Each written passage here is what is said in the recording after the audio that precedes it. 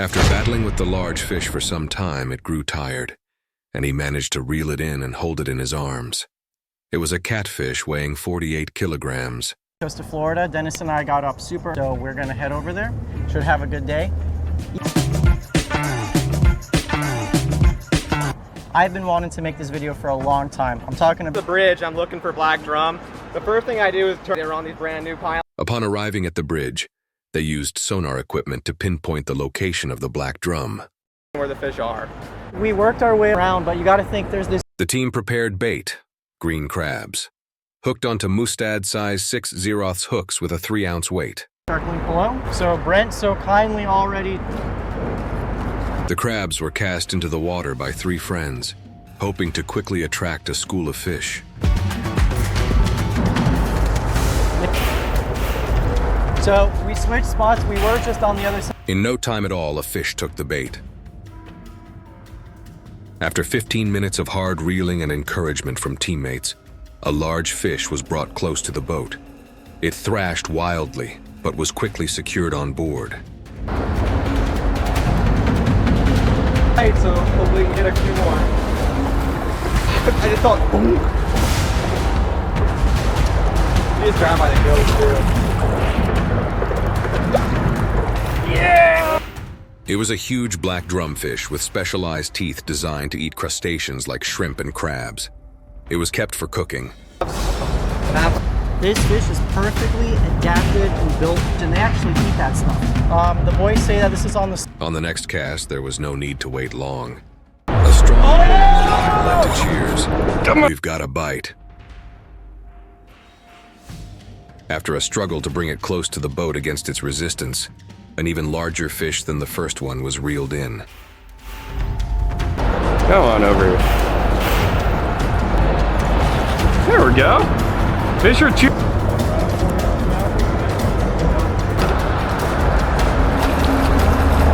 Maybe slightly bigger than yours, still not that much.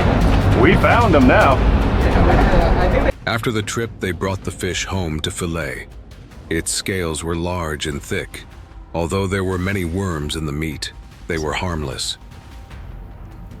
Goes through to the other side on the carcass. That right there is a spaghetti worm. I know it's not much, but it... After filleting, the fish was turned into dishes like grilled fish with tomato sauce and stir-fried fish with vegetables.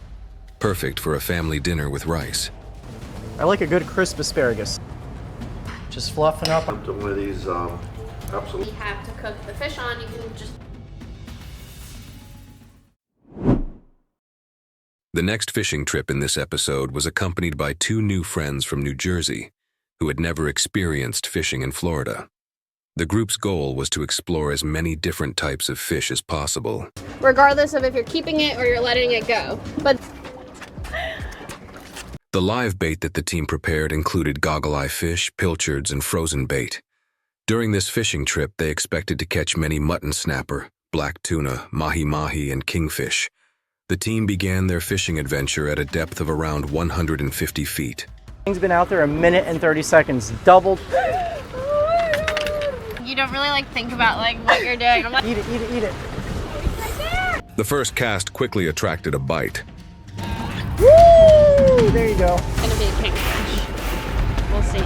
I think it's indeed a kingfish. We're getting close. Oh, he's not done yet.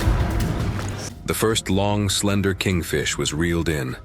The blonde girl joyfully held the fish, enjoying the feeling of catching her first fish on the ocean.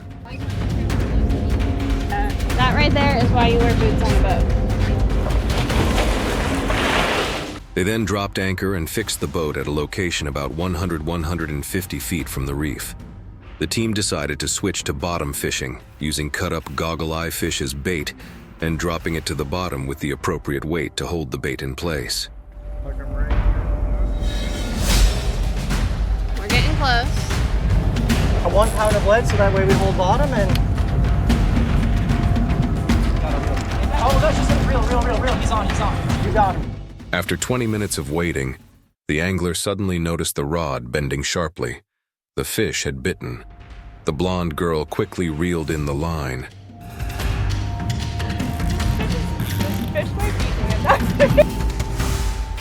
A massive mutton snapper with stunning red fins was brought up by the angler.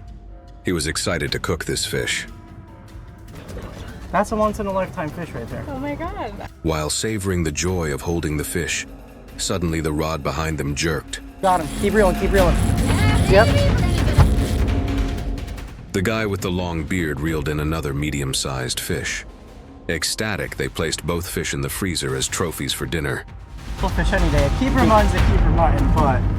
Oh, Kelly's never held a fish like this before, and when I'm on that gill plate, and you're gonna hold it right here, and you're not, and then you're gonna just put your other hand there. Okay, perfect. That's... You wanna go? You're like, there you go. It felt like striking gold. Everyone on the team caught mutton snapper. In just over 2 hours, they managed to catch a total of 9 mutton snapper, including a mahi-mahi. The freezer was packed with fish. Another nice one, Ken. Yeah. This one's like back-to-back muttons. 2 more for the... Oh my god, we got this. A big surprise came when the guy, relaxing and chatting with everyone, suddenly felt a strong pull on his rod, making it bend dramatically. Easy there, Ken. A shark appeared right next to the boat, and he quickly reeled it in. Just take a good look at them, take a picture if you want, I'm gonna break them off. Your first Florida shark? The joy was amplified when the angler continued to reel in a giant black grouper, just as the fishing season was beginning. Yeah! For black grouper we've got in our home waters. And a good... That night, they happily enjoyed their catch with grilled fish served with a mushroom, spinach, and tomato sauce. The dish preserved the moisture and freshness of every piece of meat. Come on, snapper's done. Look at the snapper. Ken, my friend, the moisture when you cook the fish, especially on the grill. This truly was a fantastic day on the water. From the thrilling moments of fishing to the joy of enjoying the catch, everything was perfect. With their new blue water boat, they're eagerly looking forward to their upcoming journeys.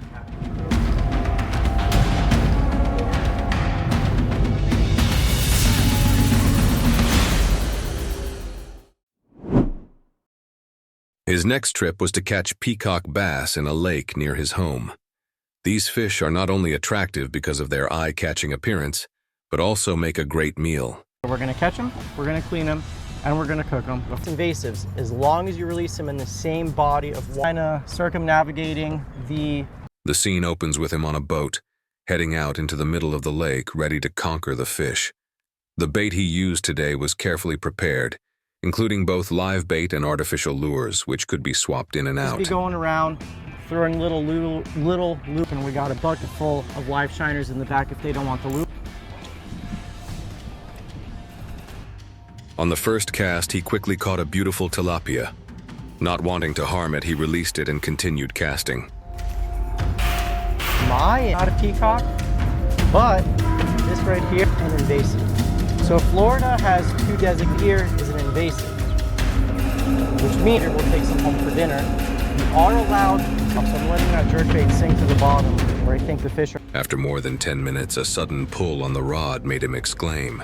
He quickly reeled in the line. Pound for pound. There we go. There's our first peacock. All right. So check it out. He caught a stunning peacock bass with fake eyes on its tail. Within minutes, the fish was securely in his hands. 10 pounds. Not to be confused with another species in South. I'll be seeing a lot of this fish on video today. And like I said, they're very hard fighting, especially on the light tide. These fish tend to gather in areas with weedy vegetation. The rod seemed to hook the fish's mouth. It was repeatedly taking the bait, and this time it seemed to be a larger fish than the first one. Not into the boat! Up above these weeds. Dude, look at the color. Oh boy. Almost had him out. In just a few minutes, he showcased his professionalism. With one hand on the rod and the other holding the net, he swiftly scooped the fish up without any assistance. This fish more than likely pontoon on its bed. I don't know if this is the... He held it in his hands, admiring the prize for a few moments before placing it in the cooler for dinner preparation. I'm gonna harvest this one. You are allowed to keep, and they do make one or two for dinner. For the next cast, he returned to the spot where he caught the first fish, using live bait again. This species of fish seemed to be quite easily deceived and caught. Another fish took the bait. So, oh, stay out of that boat, stay out of that boat. Out of the weeds. In an instant, the fish's head broke the surface of the water as it tried to struggle free from the hook. Unfortunately, it realized too late that it had been tricked. The fish was reeled in immediately. Kind of hump on his head right there.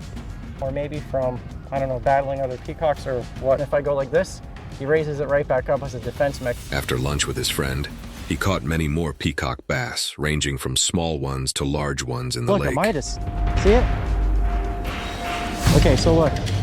Little peacock bass, others get attracted to it. Thing if we stick on, keep the stick. 2 species now. Bass. Still trying. After catching several fish in the lake, he and his friend decided to head further down a long canal to catch other species of fish.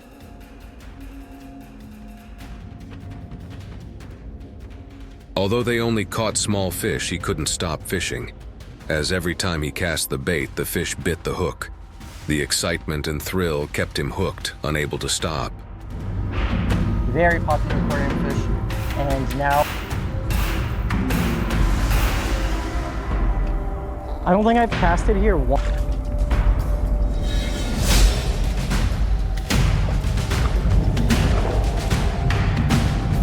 Look for a popper. I got one on the proper jig. So we have. At the end of the day, he separated the meat from his catch, seasoned it with salt and pepper, and fried it, serving it with a sauce. Today's fishing trip was a fantastic experience, not just because of the number of fish caught, but also because of the joy of preparing and enjoying the harvest. Peacock bass is a wonderful dish with a unique flavor and is easy to prepare. Smells good. So my theory, that scallion and butter infused does not meet water. Kill the heat for this, Dennis. Here's the mic drop. Woo. And it looked like a lot of butter, but at the end, Peacock one time, and he didn't really care for it.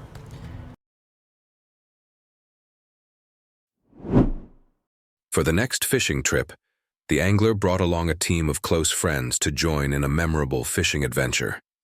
This trip would focus on catching species like snapper, grouper, and especially African pompano. Grouper, huh? These.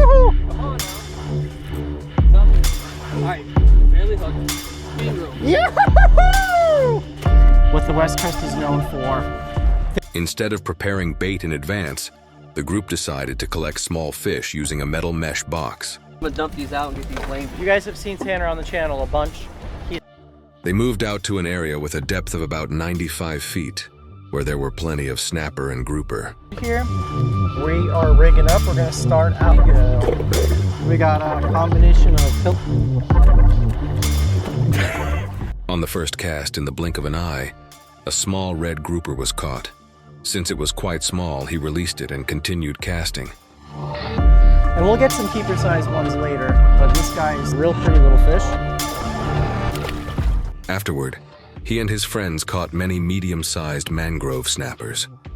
It was a promising area. They were still hopeful they would catch a giant fish. Rick wants me to feed him while he's in the clear. Get that camera rolling, son. Just as expected, after 2 hours of leisurely and enjoyable fishing, one cast by the angler showed a special sign. The rod bent and felt heavier than before. A large fish had taken the bait. It's a hard time, even though he's just doing his job. Trying to put the big. It's a nice one. After some effort in reeling it in, and with the cheers of his teammates, a huge pink snapper was brought up. Not only was it a great catch, but it was also a delicious meal. It's an interesting bite. Get you off on whatever is down there, whether it be a coral head. Sit there, you feel that one big thump, and then they just sit there. A bountiful fishing session, with many fish collected on the boat deck. Everyone in the team managed to reel in a fish. They took a photo to capture this memorable moment. We just got off the way the boat's sitting. The spot's actually over there, so the tide. You're not getting away. Then they continued casting with rods bending under the weight of the fish.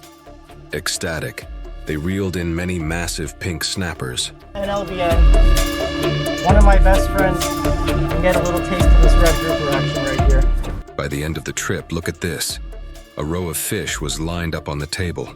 There were so many that they could sell them right there. It was a highly successful fishing trip. At this rate, they could open a fish store after every fishing expedition. I on the boat because, you know, to have a... Our video ends here. Thank you for taking the time to watch. Please click the subscribe button to follow our future fishing episodes full of excitement, relaxation, and inspiration.